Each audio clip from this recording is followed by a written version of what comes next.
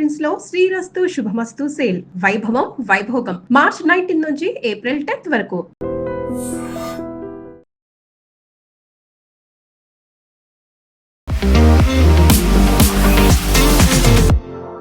నమస్తే, నేను Kavitha. Welcome to I dream news and నిజాలు.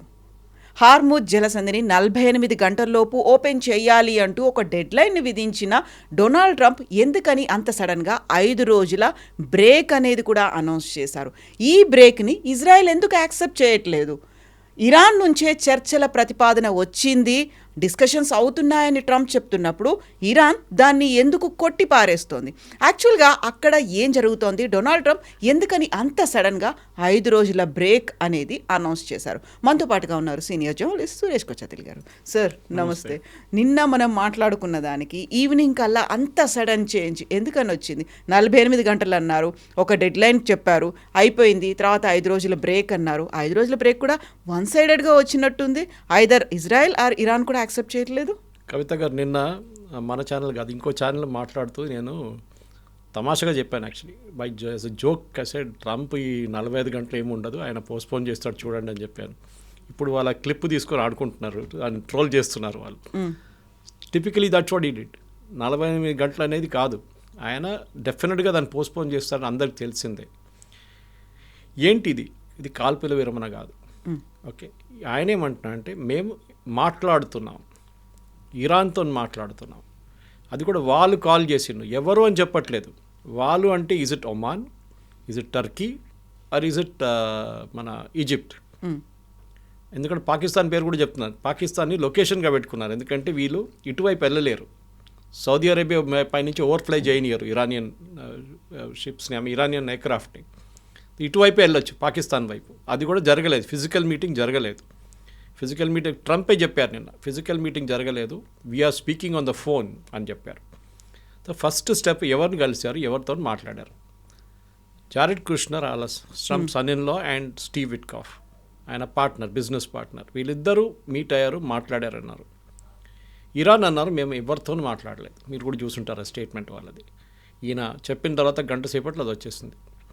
ఈయన అన్నారు we're speaking to one very senior figure in Iranian this one. And senior figure ఇప్పుడు ఎవరు లేరు వాళ్ళ దగ్గర. ఉన్నది ఒక ప్రెసిడెంట్ ఉన్నారు, స్పీకర్ ఆఫ్ ద వాళ్ళ పార్లమెంట్ ఉన్నారు, అది కాకుండా సుప్రీం లీడర్ ఉన్నారు. ఆయన ఉన్నారో లేదో తెలియదు. ఈ పరిస్థితిలో రూమర్స్ స్టార్ట్ అయింది. ఈయన మాట్లాడుతూనే స్పీకర్తోనే మాట్లాడుతుండొచ్చు, ఎందుకంటే వాళ్ళ దాంట్లో హైరార్కీలో speaker is very powerful position, మనలాగా కాదు. లారిజానీ మొన్న కొట్టేశారు చూడండి, he was security chief, he was the speaker. 8 సంవత్సరాలు ఆయన స్పీకర్గా ఉండే పార్లమెంట్ది. So it's very powerful post.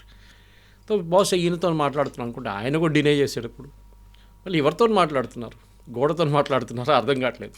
So the rule, thumb rule ఏంటంటే, ఒకటి ట్రంప్కున్న ఒకది సెన్సేషన్ క్రియేట్ చేయడం, అక్కడ ఇక్కడ లేకుండా లాంగ్వేజ్ అసలు మార్చేస్తారు. ఫర్ ఎగ్జాంపుల్ నిన్న అడిగారు మీడియా వాళ్ళు, ఎయిర్క్రాఫ్ట్ దగ్గర ఎయిర్ ఫోర్స్ 1 పక్కన నిలబడి మాట్లాడుతున్నప్పుడు, మీరు ఏమేమి దీంట్లో పాయింట్స్ ఏమి డిస్కస్ చేసినా, మా దగ్గర 15 పాయింట్లు ఉందన్నారు. And point number 1, 2, 3 ticked off over, discussion అయిపోయిందన్నారు. ఏంటి పాయింట్ నెంబర్ 1? యురేనియం వాళ్ళ దగ్గర they can never have a nuclear weapon అన్నారు. అది ఎట్లా చేస్తారంటే, వాళ్ళ దగ్గర న్యూక్లియర్ డస్ట్ ఉంది కదా, ఆ డస్ట్ అంతా మేము తీసుకుంటాం అన్నారు. అప్పుడు ప్రెస్ వాళ్ళకు కూడా అర్థం కాదు, ఈ డస్ట్ ఏంటి, న్యూక్లియర్ డస్ట్ ఫస్ట్ టైం వింటున్నాం మనం. ఈ గోల్డ్ డస్ట్ అని విన్నాం కానీ న్యూక్లియర్ డస్ట్ ఏంటి? అది యురేనియం గురించి మాట్లాడుతున్నాం, ఆయనకు అది కూడా తెలియదు. ఎవరు ఆయన్ని బ్రీఫ్ చేస్తున్నారు, ఎవరు ఆయనతో మాట్లాడుతున్నారు? ఇన్ఫ్యాక్ట్ ఆయన ఇరానియన్స్ గురించి అంటున్నారు, ఇరానియన్స్ మాట్లాడలేదు ఎక్కువ అని చెప్పి ఎవరో మీడియాలో అడిగారు. వాళ్ళ దగ్గర ఒక పిఆర్ ఏజెన్సీని తీసుకురామనండి, వాళ్ళు బాగా చేస్తారు దీనికన్నా అంటున్నారు. అంటే ఇరానియన్స్ వాళ్ళు ఎక్స్ప్రెస్ చేయలేకపోతున్నారంట వాళ్ళు చేసింది. ఎనీవే, ట్రంప్ ఐడియా ఏంటి? ఆయనకి కవిత గారు 2-3 ఇష్యూస్ ఉన్నాయి. ఒకటి, వాళ్ళ బేస్లోనే మాగా బేస్, ఈవెన్ దో వాళ్ళు సాలిడ్గా ట్రంప్ ఎంటర్ ఉంటారు, వాళ్ళు ట్రంప్ ఏమన్నా కానీ రేపు లోకం అయిపోతుందంటే ఎస్ అంటారు, కాదంటే కూడా ఎస్ అంటారు వాళ్ళు. అట్లాంటి వాళ్ళు వాళ్ళ మ్యాగా డేటాబేస్లో చాలామంది దాంట్లో ఉన్న వాళ్ళకి ప్రాబ్లం వస్తుంది, దట్ వాళ్ళు ఈ ఫ్యూయల్ ప్రైసెస్తోనే వాళ్ళకి చాలా ఇష్యూస్ ఉన్నాయి.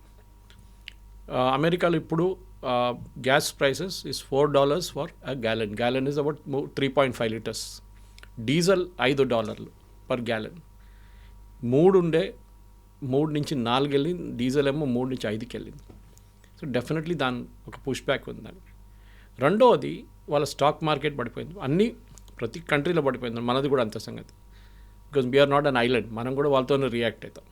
కానీ మోర్ ఇంపార్టెంట్లీ వీళ్ళ దగ్గర బాండ్ మార్కెట్ ఒకటి ఉంది. ఈ బాండ్ మార్కెట్ ఇంట్రెస్ట్ రేట్స్ చాలా క్రూషియల్. అమెరికన్ గవర్నమెంట్, మన గవర్నమెంట్ కూడా రిజర్వ్ బ్యాంక్ బాండ్స్ ఇష్యూ చేస్తారు. ఇక్కడ రేవంత్ రెడ్డి వాళ్ళ గవర్నమెంట్కి తీసుకుంటారు 18,000 కోట్లు, 5,000 కోట్లు అలా బాండ్ తీసుకుంటారు. దానికి ఇంట్రెస్ట్ కట్టాల్సి వస్తుంది. ఇంట్రెస్ట్ తక్కువ ఉంటుంది. మనం మార్కెట్ నుంచి బ్యాంక్కి వెళ్ళి తీసుకుంటే 10% ఉంటే, 8% ఉంటే, వీళ్ళ దగ్గర reserve bank government to government 4% ఇస్తారు. ఇది అమెరికన్ గవర్నమెంట్ కూడా చేస్తారు. మనకి ఆల్మోస్ట్ ఇండియాకి $250 మిలియన్ మనకి బాండ్స్ ఇష్యూ చేశారు వాళ్ళ అమెరికన్ గవర్నమెంట్. మనం వాళ్ళ అప్పు మన దగ్గర ఉంది. దాంట్లో వీ హ్యావ్ రిడీమ్డ్ $100 మిలియన్, ఇంకా 150 మన దగ్గర ఉంది. ఈ బాండ్ రేట్ పెరిగితే it is indication that your economy is in trouble. Me economy ఏదో పెద్ద ప్రాబ్లంలో పడిపోతుందని తెలిసిపోతుంది. బాండ్ మార్కెట్ లాస్ట్ 1 వీక్ నుంచి ఎక్కడికో వెళ్ళిపోయింది కంప్లీట్గా. యుద్ధం మొదలైనప్పుడు నుంచే స్టార్ట్ అయింది అది. కానీ స్పెసిఫిక్గా ఈ హార్మోస్ ప్రాబ్లం రాగానే అప్పుడు ఇట్ పీక్డ్ అన్నమాట. ట్రంప్ ఈ 2 ఇష్యూస్ మెయిన్గా, ఒక ఫ్యూయల్ ఒకటి, సెకండ్ ఇస్ ఈ బాండ్ రేట్స్, 2 ట్యాకిల్ చేయకపోతే డెఫినెట్గా అమెరికా నెక్స్ట్ ఒక వారం లోపల దగ్గర మేజర్ ప్రాబ్లం ఉండబోతుంది తెలిసిపోయింది దానికి. ఏదో ఒక అనౌన్స్మెంట్ చేయాలి నేను. ఆయన అన్నారు యుద్ధం అయిపోయిందన్నారు. యుద్ధం అయిపోయినప్పుడు మళ్ళీ డిస్కషన్ ఎందుకు? వాళ్ళు కొట్టిపడేసాం, their air force is gone, navy is gone, nothing is there, లీడర్షిప్ని కొట్టేసాం, మళ్ళీ ఏం మిగలలేదన్నారు. మళ్ళీ first level, second level, third level కూడా అయిపోయింది అని చెప్పారు. మళ్ళీ మీరు ఎందుకు మళ్ళీ డిస్కషన్ చేస్తున్నారు? మీరే అన్నారు కదా అన్నీ అయిపోయినాయని చెప్పి. They cannot launch any more nuclear missile, they cannot do this, cannot. కానీ స్పెసిఫిక్గా ఏం జరిగిందంటే ఈయన మొన్న ఈ థ్రెటన్ చేసినప్పుడు 45 గంటల తర్వాత మేము వాళ్ళ పవర్ ఫెసిలిటీస్ మీద కొడతామని చెప్పారు స్పెసిఫిక్గా. And the biggest one to start with which is in Tehran. Iranian power infrastructure ఒక సింగిల్ మొనోలిత్ కాదు. అంటే మొనోలిత్ అంటే ఎక్స్ప్లెయిన్ చేయాలంటే మీకు ఒక సింగిల్ పెద్ద ప్లాంట్ కాదు. ట్రంప్కి అది కూడా తెలియదు. ఇజ్రాయెల్కి అట్లా ఉంది. చాలా దేశాలకి ఒక సెంట్రల్ పవర్ స్ట్రక్చర్ ఉంటుంది, అక్కడి నుంచి డివైడ్ అవుతుంది పవర్ అని. మనకు కూడా లేదు అట్లా. మనకి నాగార్జున సాగర్ ఇక్కడ ఉంది, శ్రీశైలం అక్కడ ఉంది, బాక్రా నంగల్ అక్కడ నార్త్లో ఉంది, ఇక్కడ మన కల్పాకం ఇక్కడ ఉంది. These are different places. Kudankulam nuclear power plant like that different. Thermal కొత్తగూడెంలో మన ప్లాంట్స్ డిస్ట్రిబ్యూటెడ్ ఉన్నాయి. మన ఒక్క ప్లాంట్ని కొడితే ఆ ప్లాంట్ ప్రాబ్లంలో వస్తుంది, మిగతా ప్లాంట్కి ప్రాబ్లం రాదు. అఫ్కోర్స్ గ్రిడ్ ఇష్యూ ఉంటుంది, గ్రిడ్ ఫ్రీక్వెన్సీ పడిపోతుంది ఇమీడియట్గా. కానీ we can isolate that grid, పెద్ద ఇష్యూ కాదు. ఇది ట్రంప్ కూడా తెలియదు. మేము వాళ్ళ అన్నిటికంటే పెద్దదాన్ని కొట్టిపోతున్నా అంటే అలా కదా, పెద్దదనే కాన్సెప్ట్ లేదు. ఇవాళ వాళ్ళ ఎనర్జీ మినిస్టర్ ఎక్స్ప్లెయిన్ చేశారు అది మీడియాకి. Unlike Israel or other Arab countries, మేము అది డిస్ట్రిబ్యూషన్ కూడా మేము కంప్లీట్లీ డీసెంట్రలైజ్ చేసాం. మనం దీని గురించి డీసెంట్రలైజేషన్ ఆఫ్ మిసైల్స్ గురించి మాట్లాడాం చూడండి. ప్రతి డిస్ట్రిక్ట్కి వాళ్ళ కమాండర్స్ని పెట్టుకున్నారు. ఇదే వాళ్ళు పవర్ కూడా చేశారు. వాళ్ళ బ్రెయిన్ ఆలోచించండి. వాళ్ళు ద థాట్ త్రూ దిస్. రేపు మా మీద ఇట్లాంటి ఒక దాడి జరగవచ్చు అనేది. ఇప్పుడు వాళ్ళేమన్నారంటే మమ్మల్ని కొట్టారా, okay we will undergo the problem, but మిమ్మల్ని కొడతాం. ఎవరిని? సౌదీ అరేబియాని, ఖత్తర్ని, కువైట్ని, అందరినీ మేము వాళ్ళ పవర్ స్ట్రక్చర్ మీద కొడతాం. కొట్టినప్పుడు ఏమవుతుంది? 1, వాళ్ళ పవర్ సిస్టమ్ మొత్తం పోతుంది. రెండవది, ఎందుకంటే వీళ్ళందరూ గ్యాస్ లేకుండా ఆయిల్ మీద ఆపరేట్ చేస్తారు. We will destroy that. వీళ్ళ డీసాలినేషన్ ప్లాంట్ కూడా పోతుంది దాంతో.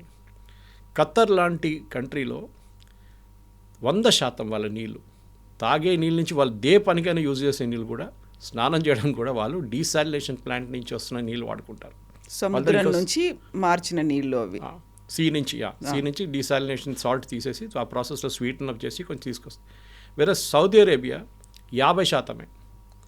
They have 50% normal water. ఎందుకంటే చాలా పెద్ద కంట్రీ. వాళ్ళ దగ్గర అక్విఫైర్స్ ఉండొచ్చు, మనలాంటి బోర్వెల్స్ ఉండొచ్చు, ఏదైనా ఉండొచ్చు. వాళ్ళ దగ్గర రివర్స్ ఎంత పెద్ద రివర్స్ ఏం లేవు వాళ్ళ దగ్గర. ఇటువైపు కువైత్ దగ్గర same problem, Bahrain same issue, నీళ్ళు లేవు వాళ్ళ దగ్గర. మీరు కొట్టారో మేము నీళ్ళు కొట్టేస్తాం. ఇమ్మీడియట్లీ అరబ్ కంట్రీస్కి ప్యానిక్ అయిపోయారు వాళ్ళు. ఎందుకంటే ఎక్కువ, మన ఖత్తర్ అంటే 4 లక్షల మంది వాళ్ళ పాపులేషన్, కానీ మన పాపులేషన్ దానికన్నా చాలా ఎక్కువ. నేను మోదీ గారు చెప్పారు చూడండి, 1 కోటి మంది Indians, 1 crore people are working in GCC countries. Impact అందరి మీద ఉండబోతుంది. వీళ్ళు ప్యానిక్గా ఇమ్మీడియట్లీ ట్రంప్కి మెసేజ్ పంపించారు that you cannot do this. మీరు చేస్తే ఎల్లుండి మేము ఉండం, మా దేశమే మొత్తం పోతుంది కంప్లీట్గా. మా ప్రజలు రోడ్డు మీదకి వచ్చేస్తారు, హాస్పిటల్కి కరెంట్ ఉండదు, డీసాలినేషన్ ప్లాంట్కి కరెంట్ ఉండదు, దేనికి పవర్ ఉండదు. So Trump immediately reaction that నేను ఆపేస్తున్నాను 5 days. కవిత గారు, డే చూడండి. ఈయన అనౌన్స్ చేసిన ఏ రోజు అనౌన్స్ చేశారు? Monday, Tuesday, Wednesday, Thursday, Friday. Stock market open ఉండేది ఈ 5 రోజులు. అమెరికన్ స్టాక్ మార్కెట్ ఓపెన్ అయ్యే టైంకి చెప్పారు. సండే రోజు చెప్పలేదు, మండే రోజు చెప్పారు. చూడండి ఆయన అనౌన్స్మెంట్ ట్రిక్. ఇది జరిగింది. Immediately stock market picked up. ఇప్పుడు అలిగేషన్స్ ఏంటంటే మన దాంట్లో ఇన్సైడర్ ట్రేడింగ్ అంటారు. అంటే మీరు ఒక కంపెనీ నడిపిస్తున్నారు, మీ కంపెనీ చైర్మన్ మీరు ఫైనాన్షియల్ రిజల్ట్స్ రిలీజ్ చేయబోతున్నారు. మీకు తెలుసు ఫైనాన్షియల్ రిజల్ట్స్ ఈసారి బాగా వచ్చిందా లేకుంటే it has gone below expectations. దాది మీ స్టాక్ మార్కెట్ మీ షేర్ మీద ఇంపాక్ట్ ఉంటుంది. మీరు ఈ పీరియడ్లో, దట్ ఈస్ ఈ రిజల్ట్స్ వచ్చే పీరియడ్లో దాని కొన్ని రోజుల తర్వాత మీరు అమ్మకూడదు, కొనకూడదు షేర్లు. యూ అండ్ బోర్డు మెంబర్స్ ఎవరెవరు ఉన్నారో మీరు అది పెద్ద సెబీ రూల్స్ ఉంది, దానికి ఇన్సైడర్ ట్రేడింగ్ అంటారు. ఇప్పుడు ఏమంటున్నారంటే ట్రంప్ వాళ్ళ ఫ్రెండ్స్కి ట్రంప్ ముందే చెప్పారు, నేను ఈ అనౌన్స్మెంట్ చేయబోతున్నాను, మీరందరూ షేర్లు కొనుక్కోండి. ఎందుకంటే షేర్ అంతా పడిపోయింది కంప్లీట్గా. కొనుక్కోగానే నేను చెప్పగానే షేర్ పైకి వెళ్ళిపోతుంది, అమ్మేసుకోండి. హాఫ్ అన్ అవర్ లోపల 220 పాయింట్స్ ఎక్కింది షేర్లు. And within half an hour మళ్ళీ పడిపోయింది. అంటే వీళ్ళు కొనుక్కున్న వాళ్ళు అమ్మేసుకున్నారు. So there is an enquiry going on. Insider trading జరిగిందా లేదా, ఎవరెవరు కొన్నారు, ఎవరెవరు అమ్మారు, that be huge database check చేయాల్సి వస్తుంది. కానీ ట్రంప్ చాలా క్లియర్గా చేసిన పని దీనికోసం. ఒకటి, he wanted to get the stock market up. రెండోది, ఇరాన్ కూడా చెప్పారు ఫ్యూయల్ ప్రైసెస్ని తగ్గించడానికి అని చెప్పి. అండ్ ఇమ్మీడియట్లీ బ్రెంట్ క్రూడ్ 100 కన్నా తక్కువ వచ్చేసింది. ముజర్బాన్ వాళ్ళ క్రూడ్, సౌదీ అరేబియన్ క్రూడ్ కూడా తగ్గింది. ఇప్పుడు 90-95 దగ్గర నడుస్తుంది. ఈ రెండే ట్రంప్కి కావాలండే మెయిన్గా. ఆయనకి ఇరాన్ని కొట్టడం కానీ, ఇరాన్ మీద దాడి చేస్తే కూడా మేము దాన్ని ఆపుతామని చెప్పిన మనుషులు ఇవాళ పొద్దున ఇరాన్ పవర్ ప్లాంట్ మీద కొట్టారు. పవర్ ప్లాంట్ మీద కొట్టారంటే మీరు చెప్పొచ్చు మళ్ళీ అది వైలేషన్ కాదా అంటారు. కాదు, ఆ పవర్ ప్లాంట్కి వెళ్ళి ఒక గ్యాస్ పైప్ ఉంది, that is what supplies gas to the plant, దాన్ని కొట్టారు ఇజ్రాయెల్ అండ్ యుఎస్. అప్పుడు మీరు చెప్పిన మాట మొత్తం పోయింది కదా. ఆ ప్లాంట్ వాళ్ళ పొద్దు నుంచి పనిచేయట్లేదు. డైరెక్ట్గా పవర్ ప్లాంట్ మీద అటాక్ చేయకుండా ఇండైరెక్ట్గా వెళ్ళేటువంటి సప్లై. అడిగితే ఏమన్నారు, మేము రోడ్డు మీద ఒక పైప్ పోతాం, పైపుని కొట్టామంటారు. ఇది వీళ్ళ ట్రిక్ అనమాట. తో ఇప్పుడు స్పీకర్ ఆఫ్ ఇరానియన్ పార్లమెంట్తో మాట్లాడని చెప్పిన మంచి, will come back to that topic. Mohammad Bagher కబేఫ్ ఆయన పేరు. ఆయన హైరార్కీలో పాసిబ్లీ 10వ-11వ స్థానంలో ఉన్నారు. ఆయనకన్నా పైన చాలామంది ఉన్నారు. ఈ స్పెషల్లీ అయతోల్లా ర్యాంక్లో ఉన్న వాళ్ళు చాలామంది, వాళ్ళ దగ్గర 2-3 ఉన్నారు. ఈ ట్రంప్ ఏమంటున్నా అంటే హూ కంట్రోల్స్ హార్మోస్. నేను అదే ఎయిర్క్రాఫ్ట్ పక్కన నిలబడి మాట్లాడినాడు, అన్నారు. And that ayatollah, whoever is ayatollah, ఆయనతో నేను కంట్రోల్ చేస్తాను అంటే వీళ్ళిద్దరు కలిసి స్టేట్ ఆఫ్ హార్మోస్ నడిపిస్తారంట. ఆలోచించండి, అమెరికన్ ప్రెసిడెంట్, ఆయన దేశం చూసుకోవాలి, స్టేట్ ఆఫ్ హార్మోస్ చూసుకుంటారా? ఇది అర్థం కావట్లేదు. మీరేం చెప్పారు ఇనీషియల్ స్టేట్ ఆఫ్ హార్మోస్ని ఓపెన్ పెట్టండి, లేకుంటే బాంబ్ చేస్తాం. మీరు చేస్తారా లేదా? ఇప్పుడు ఏమంటున్నారు, నేను ఆయనతో కూర్చొని నేను కూడా గేట్ కాడ కూర్చుంటాను, ఒక స్టూల్ వేసుకొని కూర్చుంటాను, అక్కడ ఏ షిప్ వస్తుంది ఏ షిప్ వెళ్తుంది నేను చూసుకుంటూ కూర్చుంటాను. ఇది అమెరికన్ ప్రెసిడెంట్ పని అండి, ఇది అమెరికా పని అండి, ఇది కాదు. It is not there job. Arab countries ఉన్నారు, వాళ్ళు చూసుకుంటారు ఇదంతా, కానీ అది లేదు, నేనే చూసుకోవాల్సిందాన్ని. ఈ మీ మై సెల్ఫ్ అని చూడండి. ఈ యుద్ధం మొదలైనప్పుడు కవిత గారు మీకు తెలిసి ఉంటుంది, 2-3 మెయిన్ అబ్జెక్టివ్స్ ఉంటాయి. ఒకటి, రెజీమ్ చేంజ్, గవర్నమెంట్ని మార్చేస్తాం. రెండవది, యురేనియం స్టాక్ పైల్స్, అంటే న్యూక్లియర్ వెపన్ తయారు చేయడం. మూడవది, వీళ్ళది మిస్సైల్ అండ్ డ్రోన్స్, అది కంప్లీట్గా ఎలిమినేట్ చేయాలి. మూడవది చేశారు చాలా మటుకు, ఇంక్లూడింగ్ మ్యానుఫ్యాక్చరింగ్ యూనిట్ చాలా కొట్టారు. కానీ ఇప్పుడు కూడా ఇవాళ పొద్దున మనం మాట్లాడుతున్నప్పుడు ఈ టైంకి 25 డ్రోన్లు కొట్టారు సౌదీ అరేబియా మీద, యుఏఈ మీద 11 డ్రోన్లు కొట్టారు. ఆలోచించండి, ఇంత అయినాక కూడా వాళ్ళు చేస్తున్నారు. అంటే they are provoking the Arab nations to attack. కానీ వాళ్ళు చేయట్లేదు, వాళ్ళు చాలా స్మార్ట్ అయిపోయినారు. ఇప్పుడు సౌదీ అరేబియా ఇరాన్ని కొట్టారనుకోండి, ఈ వార్ ఎక్స్పాండ్ అయిపోతుంది. మళ్ళీ సౌదీ అరేబియా మీద ఉన్న డ్రోన్లు అన్నీ పంపించేస్తాడు. ఇప్పుడున్న పరిస్థితిలో ఫస్ట్ మ్యాటర్ జరగలేదు, ఇరానియన్ రెజీమ్. నా అనాలిసిస్ ప్రకారం ట్రంప్ ఏం గేమ్ ఆడుతున్నారంటే, ఒకటి, అక్కడ ఉన్న వాళ్ళ నడిమిట్లోనే ఒక కన్ఫ్యూజన్ క్రియేట్ చేస్తున్నారు. అది టిపికల్ పాలిటిక్స్. ఇప్పుడు మన దగ్గర కూడా పార్టీలు ఉంటే 3 గ్రూపులు ఉంటే, మీరు ఒక గ్రూప్ చెప్తారు నేను మీ వాళ్ళని ముఖ్యమంత్రి చేస్తాను, రెండోవని పిలిచి అదే అంటారు, మూడోవని పిలిచి అదే అంటారు. వీళ్ళు ముగ్గురు అనుకుంటారు మా లీడర్ ముఖ్యమంత్రి అయిపోతాడు. కానీ మీరు ఆడే గేమ్ ఇంకోటి, ఒక్కరే సపోర్ట్ చేస్తారు మీరు. Possibly speaker of Iranian parliament Mohammad Bagher, ఆయన్ని బహుశా ఈయన ఒక లీడర్గా తయారు చేస్తున్నారు. మనం వెనిజువేలాలో చేసాం చూడండి అట్లా. కానీ ఇరాన్లో పవర్ అనేది మీకు తెలిసిందే, it is with the Iran national security guards. వాళ్ళ దగ్గర ఉంది. వాళ్ళు డిసైడ్ చేస్తారు ఎవరు ప్రధానమంత్రి, ఎవరు స్పీకరు, ఎవరు సుప్రీం లీడర్ అని డిసైడ్ చేసేది రెవల్యూషనరీ గార్డ్స్ వాళ్ళ దగ్గర. ఆ పవర్ ట్రంప్కి ఏం చేయలేకపోతాడు. ట్రంప్ ఎంత ప్రయత్నించా కానీ ఈ రెవల్యూషనరీ గార్డ్స్ పక్కన జరగకుండా ఏం చేయలేరు. ఇది మెయిన్ థింగ్ అవుతుంది. This is the problem. ఎందుకంత సడన్గా ట్రంప్ వన్ సైడెడ్గా డెసిషన్ తీసుకున్నాడు? Not even approaching Israel. కలిసి అటాక్ చేశారు, కలిసే యుద్ధం చేస్తున్నారు. ఇప్పటిదాకా నెతన్యాహు మాట్లాడలేదు, ట్రంపే మాట్లాడుతూ వచ్చాడు. సడన్గా ఇప్పుడు నెతన్యాహు చెప్పింది నేను ట్రంప్తో మాట్లాడతాను, we will continue the war, మేము అటాక్స్ చేస్తూనే ఉంటాము అనేటువంటి మాట నెతన్యాహు దగ్గర నుంచి వచ్చింది. సో ఆ షాక్ అనేది ఎవరికి తగిలింది? అసలు నెతన్యాహుకు తగిలిందా, ఇరాన్కి తగిలిందా, సొంతంగానే ట్రంప్ చేసుకున్నారా? నెతన్యాహు మెంటలీ ప్రిపేర్డ్గా ఉన్నాడు. ఆయనకి తెలుసు ట్రంప్ మెంటాలిటీ ఎట్లా అని. ట్రంప్కి ఒక డొమెస్టిక్ ఆడియన్స్ చూసుకుంటున్నారు ఆయన. ఆయిల్ ప్రైసెస్ పెరిగింది, బాండ్ ప్రైసెస్ పెరిగింది, దాంతోపాటు ఇన్ఫ్లేషన్ పెరిగింది. వాళ్ళ డొమెస్టిక్ ఆడియన్స్ సఫర్ అవుతున్నారు. సో డెఫినెట్గా ట్రంప్కి అక్కడ మిడ్ టర్మ్ పోల్స్ రావబోతుంది, దాని మీద డెఫినెట్గా ఇంపాక్ట్ ఉంటుంది. అదొకటి ఉన్నప్పుడు ఇజ్రాయెల్కి ఆ ప్రాబ్లం లేదు. ఇజ్రాయెల్లో ఎలక్షన్ రాబోతుంది ఇంకా కొన్ని నెలల తర్వాత. నెతన్యాహు డెఫినెట్లీ ఎలక్షన్ గెలుస్తారు. ఆయనకి ఈ వార్ ఎన్ని రోజులు నడుస్తుందో అన్ని రోజులు ఆయనకి ఎలక్షన్ గెలవడానికి ఛాన్స్ ఉంటుంది. కావాలంటే ఎలక్షన్ నడుస్తున్నప్పుడు కూడా ఆయన బాంబ్ చేసుకుంటాడు కావాలంటే ఓట్ల కోసం. వాళ్ళ కాన్సన్ట్రేషన్ అంతా రెండే ఇప్పుడు. ఒకవైపు ఇరాన్ దగ్గర ఉన్న మిసైల్ కేపబిలిటీని కొట్టడం. ఇవాళ పొద్దున కూడా ది అటాక్డ్ ఇజ్రాయెల్. నిన్న డిమోనా అటాక్ చేశారు, మీరు చూస్తుంటారు. న్యూక్లియర్ వాళ్ళ ఫెసిలిటీ, వాళ్ళు ప్లాంట్ అని చెప్పరు, మిసైల్ ప్రొడక్షన్ అని చెప్పారు, న్యూక్లియర్ ఫెసిలిటీ అట్ డిమోనాని లిటిల్ ఇండియా అంటారు. అక్కడ మన మహారాష్ట్ర నుంచి వెళ్ళిన చాలామంది జ్యూస్ అక్కడ ఉన్నారు. ఈ డిమోనాని కొట్టిన దానికి మీరు చూడండి, వాళ్ళు కరెక్ట్గా ప్లాన్డ్గా కొట్టారు. వాళ్ళు ఇరాన్ దగ్గర కేపబిలిటీ డెఫినెట్గా ఉందని తెలిపాను. డిగో గార్షియా కొట్టారు ప్లాన్. డిగో గార్షియా సక్సీడ్ కాలేదు, కానీ 4000 కిలోమీటర్ అంటే 3700 కిలోమీటర్ ట్రావెల్ చేస్తుంది ఆ మిసైల్ ఇరాన్ నుంచి. ఇరాన్ దగ్గర ఐసీబీఎం లేదనుకున్నాం, కానీ ఇరాన్ దగ్గర ఐసీబీఎం ఉంది. ఇప్పుడు అమెరికాకి తెలిసింది, పాసిబ్లీ ఇజ్రాయెల్ కూడా తెలియదు ఈ మాట. ఇప్పుడు ఇజ్రాయెల్ స్ట్రాటజీ ఏంటంటే లెబనన్, సౌత్ లెబనన్ ఆక్యుపై చేయడం. వాళ్ళకి లెబనన్ వైపు నుంచి మిసైల్స్ ఆపితే వాళ్ళకి నార్త్ ఇజ్రాయెల్ సేఫ్ అయిపోతుంది, నార్దర్న్ ఇజ్రాయెల్ గోలాన్ హైట్స్ అటువైపు. అది వాళ్ళ స్ట్రాటజీ. సో వాళ్ళు రిపీటెడ్గా నిన్న సౌత్ లెబనన్ మేము ఆక్యుపై చేయబోతున్నాను వాళ్ళ డిఫెన్స్ మినిస్టర్ అన్నారు. లిటానీ రివర్ దాకా that they will capture that south Lebanon. ఆ సౌత్ లెబనన్ అటువైపు వెళ్ళే బ్రిడ్జ్ అంతా కొట్టుపడేశారు నిన్న. మేజర్ బ్రిడ్జెస్ డెమాలిష్ చేసేసారు ఎయిర్ రైడ్లు.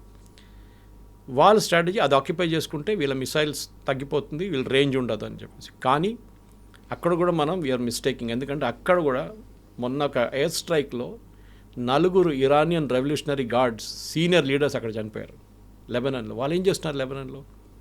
డెఫినెట్లీ వారి యుద్ధం మొదలైన ముందే వచ్చారు అక్కడికి.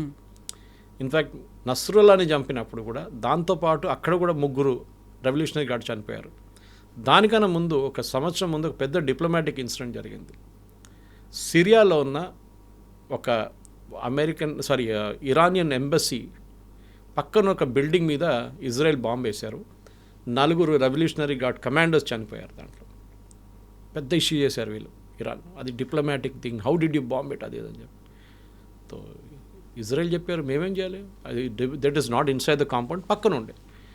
సో ఇప్పుడు ఇరాన్ ఇప్పుడు ఏం డిమాండ్ చేయబోతున్నారంటే, ఒకటి వాళ్ళకి వాళ్ళ హిజ్బుల్లాని పక్కన పెట్టేస్తారు, హూతీలను కూడా పట్టించుకోరు, హమాస్ని కూడా దే డిస్బాండ్ దమ్ నౌ. కానీ మేము యుద్ధం ఆపాలంటే మీ 3-4 డిమాండ్స్ వాళ్ళు ఆల్రెడీ ముందే చెప్పేశారు. ఒకటి, మా మీద ఇప్పటి నుంచి దాడులు జరగకూడదు. అది ఎవరైనా అగ్రీ చేస్తారండి? చేయరు. America will not agree, Israel will not agree అంటారు. రెండవది, మాకు మా న్యూక్లియర్ ప్రోగ్రామ్ పీస్ఫుల్ పర్పసెస్ కోసం మేము నడిపించుకుంటాం, మిగతా న్యూక్లియర్ది ఐఏఏకి ఇచ్చేస్తాం కావాలంటే. 450 కిలోలు ఎంత ఉంది, 50 కిలోలు మాకు కావాల్సిన న్యూక్లియర్ ప్లాంట్ కోసం పెట్టుకుంటాం, మిగతా 400 కిలోలు we will give it to International Atomic Energy Agency or Russia, whoever it may be. మూడవది, ఇప్పుడు దాకా జరిగిన దాడిలో వాళ్ళ ఇన్ఫ్రాస్ట్రక్చర్ మొత్తం ధ్వంసమైంది, దానికోసం కాంపెన్సేషన్ కావాలి. ఈ 3 మెయిన్ పాయింట్స్ వాళ్ళ దగ్గర ఉంది. దీని ఫస్ట్ పాయింట్ ఇజ్రాయెల్ అంగీకరించారు. Even if US says yes, Israel still say no. వాళ్ళకి ఏంటంటే ఏ రోజు కావాలంటే ఇరాన్ వెళ్ళి మేము కొట్టచ్చు అనే ఒక కాన్ఫిడెన్స్ ఉంది వాళ్ళకి. బికాజ్ ఎయిర్ డిఫెన్స్ మొత్తం పోయింది, వాళ్ళ రాడార్ పని చేయట్లేదు, ఎయిర్క్రాఫ్ట్ లేదు వాళ్ళ దగ్గర. So they are doing this. America బహుశా అగ్రీ చేయొచ్చు దట్ మీ మీద దాడి చేయం, అయిపోయింది మాది, మా ప్రోగ్రామ్ ఫినిష్ అయిపోయింది. కాంపెన్సేషన్ కూడా ఎవరు ఇవ్వరు. Uranium is a touch issue. ఎందుకంటే యురేనియం ఒకసారి వీళ్ళ చేతికి వచ్చేస్తే అమెరికా ఆర్ ఐఏఏ ఒక కాన్ఫిడెన్స్ వచ్చేస్తుంది, వీళ్ళు ఇంకా న్యూక్లియర్ వెపన్స్ డెవలప్ చేయలేరు అని చెప్పేసి. ఈ 3 పాయింట్స్ వాళ్ళు అడిగారని చెప్పి నిన్న కూడా I made a note of that అన్నమాట. కానీ ఇక్కడి నుంచి ముందుకు వెళ్ళాలన్నప్పుడు వీళ్ళు ఏం చేస్తారు, what should be the next step of America. నేనేమనుకున్నాను, నిన్న ట్రంప్ ఇంత సీరియస్గా అనౌన్స్ చేసిన తర్వాత ఇవాళ బహుశా ఒక డల్ డే ఉండబోతుంది, మనకి డిస్కషన్ కూడా ఏమి ఉండదు టిల్ ఫ్రైడే మనం ఏం న్యూస్ లేదు, బాంబులు పడలేదు అనుకుంటే అప్పుడే పడ్డది బాంబు పొద్దునే. ఇజ్రాయెల్ వేసారు, దాని తర్వాత అమెరికా వేసారు, చెప్పాను చూడండి, పవర్ ప్లాంట్ పక్కన కొట్టారు. సో దట్ మీన్స్ వీళ్ళు ఆపట్లేదు.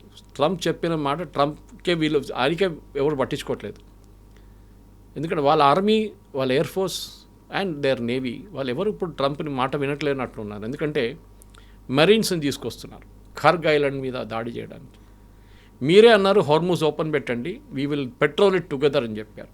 మళ్ళీ why are you going to Kharg island? Moment అమెరికాలో చాలా సెన్సిటివ్ అనే ఇష్యూ అంటే బూట్స్ ఆన్ ద గ్రౌండ్ అంటారు. అంటే వీళ్ళ సోల్జర్స్ని ఫిజికల్లీ అక్కడ వెళ్ళి పంపించడం, ఇరాన్లో బ్యాటిల్ ఫీల్డ్లో ఉంచడం. డెఫినెట్గా చాలామంది చనిపోతారు, డ్రోన్లు కానీ మిసైల్ కానీ ఏదో అది జరిగితే ఈవెన్ 5 మంది చనిపోతే కూడా it will become a big issue in US. వాళ్ళకి చాలా సెన్సిటివ్ అవరు. మనం అంటాం ఎప్పుడైనా single death is a tragedy, million is a statistics అంటాం. అదే సంగతి ఇక్కడ కూడా. ఇప్పటికే 16 మంది చనిపోయారు అని లెక్కలు చెప్తున్నాయి, 140 మంది ఇంజర్డ్ అయ్యారు. అది కూడా చాలా ఇంపార్టెంట్. సో ఇప్పుడు ఆంఫిబియస్ షిప్స్ కానీ అడిషనల్ తీసుకుంటే ఇరాన్ ఏమన్నారంటే, మీరు వీళ్ళని తీసుకొస్తే ఒకటి మేము కార్గిల్ మీద దాడి చేస్తాం, మా సంపత్తి కూడా పోతుంది దాంతో, our tanks will get hit, doesn't matter. మేము రెడ్ సీ వైపు కూడా మైన్స్ వేస్తాం, ఫర్గెట్ స్ట్రేట్ ఆఫ్ హార్మూజ్, అక్కడ కూడా మైన్స్ వేసేస్తాం, రెడ్ సీ వైపు కూడా వేసేస్తాం, మొత్తం పెర్షియన్ గల్ఫ్ మొత్తం మేము మైన్లు వేసేస్తాం, ఎక్కడెక్కడి నుంచి షిప్స్ పోతాయి, entire thing will get blockade. ఇప్పుడు ఇదన్నీ కలుపుకుంటున్నప్పుడే ట్రంప్కి ఈ ప్యానిక్ సిచ్యువేషన్లో వచ్చేసారు. సో డెఫినెట్గా Arab nations, especially Saudi Arabia and Khattar, వీళ్ళిద్దరు ప్రెషర్ పెట్టుంటారు యూఎస్ మీద, కాదు ప్లీజ్ స్టాప్ దిస్, ఇప్పుడు చాలా అయిపోయింది, ఇప్పుడు దాకా ఆపుదాం అనుకున్నాం కానీ మీరే చెప్పారు యుద్ధం అయిపోయింది, వీఆర్ వైండింగ్ డౌన్ ఆపరేషన్స్ అన్నారు. మళ్ళీ మీరు $200 బిలియన్ ఎందుకు అడిగారు యూఎస్ కాంగ్రెస్ దగ్గర? ఇవాళ కూడా ఉంది, ఇవాళ కూడా డిస్కషన్ ఉంది దాని మీద. అయిపోయింది కదా యుద్ధం, మళ్ళీ $200 బిలియన్ ఎందుకు? ఇది ప్రశ్న. ఇరాన్కి అంత స్ట్రెంగ్త్ ఎక్కడి నుంచి వస్తుంది, ఎలా వస్తుంది? ఇన్ని రోజులుగా కంటిన్యూ అవుతుంది, 4th వీక్ అనేది ఉంది, అండ్ ఫైటింగ్ వెరీ స్ట్రాంగ్ అనేది ఉంది కదా. ఇరాన్లో అందరు అండర్ ఎస్టిమేట్ చేశారండి. అది not just president Trump, Benjamin Netanyahu, GCC countries, అందరూ, ఎవ్రీబడి అండర్ ఎస్టిమేటెడ్ ఇరాన్. వాళ్ళు అనుకున్నారు వీళ్ళని ఫస్ట్ డే కొట్టారు చూడండి, దాంతో ఇరాన్ అయిపోయింది, సరెండర్ అయిపోతారు, ట్రంప్ చెప్పినట్ల నేను ఇంటర్వ్యూ తీసుకుంటాను నెక్స్ట్ లీడర్ కోసం, అన్నీ రెడీగా ఉన్నారు వాళ్ళు. కానీ ఇరాన్ ఇట్లా రిటర్న్ ఏం చెప్తారు, అటాక్ చేస్తారని వీళ్ళు ఎవ్వరు అనుకోలేదు, కళలో కూడా వీళ్ళు రాకపోవచ్చు, చేశారు వాళ్ళు. అని దానికి కారణం ఏంటంటే, ఒకటి they had time to prepare, చాలా మెథాడికల్గా ప్రిపేర్ అయ్యారు వాళ్ళు. నేను చెప్పాను చూడండి, ఈ డిస్ట్రిబ్యూషన్ అంటే వార్, నిన్న రాత్రి కూడా I was hearing on military ఛానల్లో నేను ఒక ప్రోగ్రామ్ విన్నాను, వార్ అనేది, and even Fareed Zakaria did a very good programme దాని గురించి. $20,000 ఉన్న డ్రోన్ని యూజ్ చేసి $5 మిలియన్ ఉన్న ఒక మిసైల్ని కొట్టడం ఈ యుద్ధం కాన్సెప్టే మార్చేసింది. అమెరికాకి అర్థమైపోయింది, సరే మేము 20 డ్రోన్లు కొట్టుపడేసాం, కానీ మీ కాస్ట్ ఏంటి, what is the cost of bringing down the drone, you are spending millions.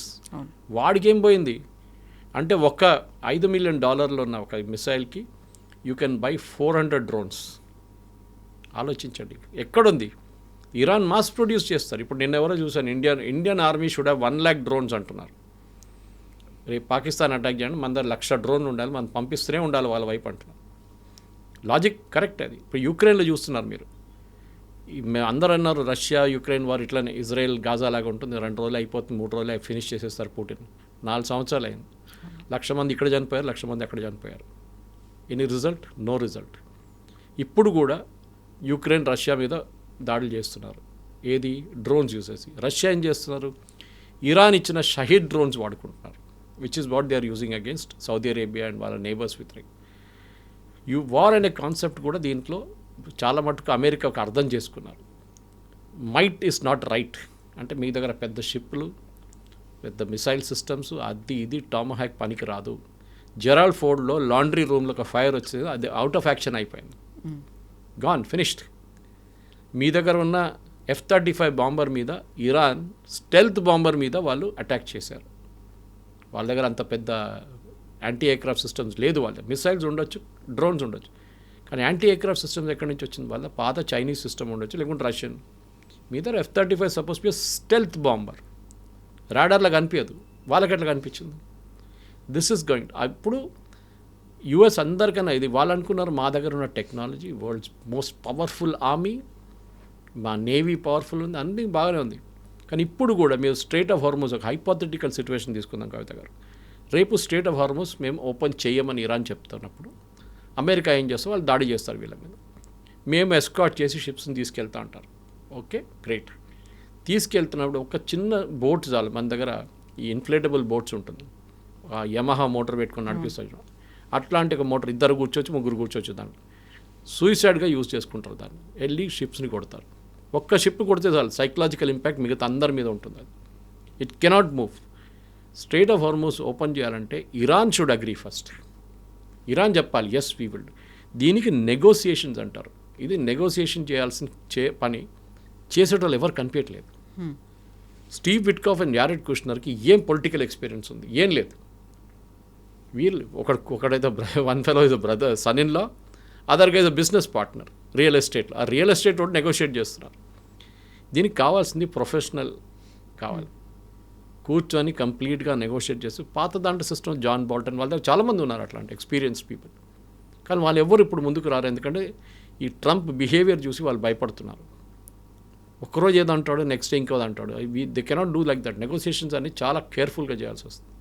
So బహుశా ఎవరైనా ఎక్స్పీరియన్స్డ్ వాళ్ళని తీసుకొచ్చి వాళ్ళు కూర్చోబెట్టి నెగోషియేట్ చేస్తే బాగుంటుంది. అది ఎవరు నాకు ఇప్పుడు Egypt is a good idea, డెఫినెట్గా. Egyptian president is a good idea. Jordanian king ఆ లెవెల్లో ఉండాలి. ఏదో వాళ్ళ పిల్లల్ని పంపించడం కాదు, డిఫెన్స్ మినిస్టర్ నువ్వు మా ఫారిన్ మినిస్టర్ వెళ్ళని చెప్పడం కాదు. దట్ టాప్ లెవెల్లో ఈ నెగోసియేషన్స్ ఉండాలి. షార్మల్ షేక్కి వెళ్ళండి, లేకుంటే జెనీవాకి వెళ్ళండి, ఎక్కడైనా వెళ్ళండి, but SIT down and talk. ఎందుకంటే ఈ యుద్ధం అనేది మొత్తం లోకం మొత్తం మార్చేస్తుంది. ఒక ఏం చెప్తారు, అపోకాలిప్స్ వచ్చింది మొత్తం అక్రాస్ ద వరల్డ్. ప్రతి ఎకానమీ, శ్రీలంకలో ప్రతి వారం ఒక 2 వీలర్కి 5 లీటర్లు పెట్రోల్ అండ్ 4 వీలర్కి 15 లీటర్ పెట్రోల్ అంతే ఫిక్స్ చేశారు. మన దగ్గర లేదు. మన దగ్గర చేస్తే అయిపోతుండే ఇప్పుడు దాకా. మోదీ మీద అది ఇది మొత్తం. ఇప్పుడు కూడా పెట్రోల్ ఫుల్ ట్యాంక్ కొట్టించుకుంటున్నారు అందరు. పాకిస్తాన్లో కూడా హై ఎండ్ కార్లకు ఇచ్చేటువంటి పెట్రోల్ అండ్ డీజిల్ని కూడా ఎక్కువ రేట్ పెంచేశారు, 300 rupees litre. Pakistan is 4-day week. Private companies, government organisation and స్కూల్స్కి 4-day వీక్ చేసేసారు. గవర్నమెంట్ వెహికల్స్ యూజ్ చేయకూడదు. మన దగ్గర ఆ పరిస్థితి రాలేదు, కానీ వస్తుంది. మోదీ గారు నిన్న స్పీచ్ ఇస్తూ అన్నారు, we have to change the way. కోవిడ్లో మనం ఎట్లా మార్చుకొని ఎట్లా ఛాలెంజ్ ఫేస్ చేసాం, మనం అదే టైప్లో మనం చేయాల్సి వస్తుంది. ఇక్కడే మళ్ళీ లాక్డౌన్ ఏమైనా పెడతారా అనే మాట కూడా వినిపిస్తుంది. లాక్డౌన్ జరగదు. Lockdown is no. దీనికి లాక్డౌన్ అక్కర్లేదు. It's is not an infection. దీనికి కావాల్సింది ఏంటంటే మనం స్పెషలీ మన కుకింగ్ మెథడ్స్ మార్చుకోవాల్సి వస్తుంది చాలా మటుకు. అది 3-4 రేంజెస్లో ఉంటుంది. నిన్ననే గవర్నమెంట్ ఆఫ్ ఇండియా ఒక నోటిఫికేషన్ ఇష్యూ చేశారు. పైప్ న్యాచురల్ గ్యాస్ని ప్రయారిటీ ఇవ్వబోతున్నాం. మన దగ్గర భాగ్యనగర్ గ్యాస్ ఉంది, which belongs to Reliance. Pipe natural gas ప్రతి చోట్ల వాళ్ళు పైప్ వేసుకున్నారు, కానీ డిస్ట్రిబ్యూషన్ జరగట్లేదు. ఇది మన ఎలక్ట్రిసిటీ కనెక్షన్ లాగా. మీరు మెయిన్ రోడ్ మీద 11 kV వేసేసారు, కానీ లోపల తీసుకోవాలంటే మీకు లోవర్ లెవెల్ కావాల్సి వస్తుంది పవర్ సప్లై. అక్కడి నుంచి ట్రాన్స్ఫార్మర్కి వెళ్తుంది, ట్రాన్స్ఫార్మర్ నుంచి 220కి వెళ్తుంది. ఇది జరగట్లేదు. సో పైప్స్ ప్రతి చోట వేసారు, కానీ దాన్ని డిస్ట్రిబ్యూషన్ చేయట్లేదు. అది మనం on a war footing basis ప్రతి సిటీలో చేయాల్సి వస్తుంది. నేను బహుశా చెప్పే ఉంటాను మీద, నేను ట్రివాండ్రంలో ఉన్నప్పుడు when I was working with జనం టీవీ, నేను అక్కడ వాళ్ళు నాకు ఒక 3 bedroom ఫ్లాట్ ఇచ్చారు. నేను వెళ్ళి చూస్తే గ్యాస్ కావాలని గ్యాస్ కోసం సిలిండర్ కోసం దేవులాడితే అది చేస్తే no neat, it's a pipe gas అన్నారు, విచ్ ఇస్ ద రెవల్యూషన్. ఆ టైంలో I'm talking of Covid time. ఆ టైంలో కూడా వాళ్ళ దగ్గర పైప్ గ్యాస్, మన దగ్గర ఎన్నో అపార్ట్మెంట్స్ కొత్త అపార్ట్మెంట్స్లో కూడా పైపులు వేసారు, కానీ కనెక్షన్ ఇవ్వలేదు. సో గవర్నమెంట్ ఒక ఇన్సెంటివ్ ఇవ్వాల్సి వస్తుంది. నేను కూడా మాట్లాడారు ఇన్సెంటివ్ గురించి. We have to have an incentive. Especially డాబాలు, రోడ్ సైడ్ డాబాలు, వాళ్ళకేం కావాలి, ఎథనాల్ బేస్ కుకింగ్ చేయొచ్చు వాళ్ళు. ఎందుకంటే ఫార్మింగ్ వాక్ నుంచి ఎథనాల్ ఈజీగా వచ్చేస్తుంది వాళ్ళకి. రూరల్ ఏరియాస్లో బయోగ్యాస్ యూజ్ చేసుకోవచ్చు. అందరు చేయాలని చెప్పట్లేదు, కానీ we got use to LPG. అది ప్రాబ్లం. ఎల్పిజి మన దగ్గర లేదు, మనం బయట నుంచి తెప్పించుకోవాల్సింది. కానీ మేము ప్రొడ్యూస్ చేయొచ్చు, మీరు క్రూడ్ ఆయిల్ తెచ్చుకొని దాన్ని బై ప్రోడక్ట్గా చేయొచ్చు. ఎందుకు మన హీలియం దొరకట్లేదు? Helium is used in semiconductors, helium is used in MRI scan లాగిపోతాయి రేపు. ఎక్కడి నుంచి మీరు మనం పెట్రోల్ డీజిల్ గురించి ఆలోచిస్తున్నాం, కానీ దాని యూసేజ్ ఎక్కడెక్కడికో వెళ్తుంది. అది ఇది మెయిన్ రీజన్. సో మనం ఏం చేయాలంటే right no priority, of course వాళ్ళ నడిమిట్లో వాళ్ళు కొట్టుకుంటారు, రేపు వాళ్ళు బై దోస్తులు అయిపోతారు, మనం బయట వీ విల్ బీ సఫరింగ్ అన్నమాట. సో మన డిపెండెన్స్ ఆన్ గల్ఫ్, అక్కడున్న ఫారిన్ ఎక్స్చేంజ్ మనకు ప్రిజర్వ్ చేయాలంటే వీ హ్యావ్ టు మన మార్పు మన వైపు కూడా తీసుకురావాల్సి వస్తుంది. గల్ఫ్ ఎట్లా మారుస్తున్నారు, ఎందుకంటే మొహమ్మద్ బిన్ సల్మాన్ అన్నారు ఈ ఆయిల్ ఎక్కువ రోజులు ఉండదు, we also got to change అన్నారు. ఇవాళ పొద్దున ఐ వాచ్డ్ చాలా మంచి ఒక ఆర్టికల్ వచ్చింది గల్ఫ్ న్యూస్లో. గుజరాత్లో అదానీ వాళ్ళ పెద్ద ఒక సోలార్ ప్రాజెక్ట్, వాళ్ళు ఏమంటున్నారంటే ఇది ఒక 18 టౌన్స్ని ఎలక్ట్రిసిటీ సప్లై చేయవచ్చు అంట. అంత పెద్ద ఫామ్ పెట్టారు సోలార్ది. Why not everywhere? ప్రతి చోట Cochin airport can be fully 100% solar. ప్రతి చోట్ల చేయాల్సింది ఇది. కానీ దానికి ఒక మెంటల్ మేకప్ మార్చాల్సి వస్తుంది. మన దాంట్లో అది లేదు. వీఆర్ కంఫర్టబుల్ విత్ ఎల్పిజి, కానీ ఎల్పిజి అక్కడి నుంచి రేపు రాదు. లేకుంటే ఇప్పుడు చూడండి ఖతార్ ఏమంటున్నారు, నెక్స్ట్ 5 years మేము సప్లై చేయలేము, అంత డ్యామేజ్ జరిగింది మాకు. మీరు ఎక్కడికి వెళ్తారు? Qatar supplies world's 20% gas, liquid natural gas. మీరు ఎక్కడ వెళ్ళి చేసుకుంటారు? యూఎస్కి వెళ్తారా, రష్యాకి వెళ్తారా? ఇది పెద్ద ఒక డిబేటింగ్ పాయింట్ ఉంది కవిత గారు, that Indian society it self. ఎందుకంటే మనకు ఎక్కడో జరిగిన యుద్ధం అని కాకుండా మన మీద ఉన్న ఇంపాక్ట్ కూడా మనం నేర్చుకోవాలి. ట్రంప్ రేపు మనం చెప్పినట్ల అయిపోయింది, నేను ఫినిష్ చేసేసాను అన్నీ చెప్పుకుంటూ పోతారు, కానీ ఇది ఇప్పుడు కాదు, నెక్స్ట్ ఇంకో క్రైసిస్ వస్తుంది. దీనికన్నా ముందు ఫస్ట్ క్రైసిస్ 70s వచ్చింది, 90s వచ్చింది. దాని 10-year వార్ వచ్చింది అక్కడ, Iran and Iraq tanker war ఒకటి ఉండే దాంట్లో. అది సేమ్ స్ట్రైట్ ఆఫ్ హోర్మోస్లో జరిగింది ఆ వార్. ప్రతి దాంట్లో ఇట్లాంటి ఇంపాక్ట్ వచ్చింది. సో మనం కూడా ఈ నెక్స్ట్ క్రైసిస్ వచ్చేదాకా వెయిట్ చేయకుండా క్రైసిస్ వచ్చే ముందు కూడా మన ఇష్యూ సార్ట్అవుట్ చేసుకోవాలి. అది వన్ బిగ్ లెసన్ ఈ పర్టికులర్ కాన్ఫ్లిక్ట్ నుంచి. Okay sir, thank you so much. Very much. Thank you.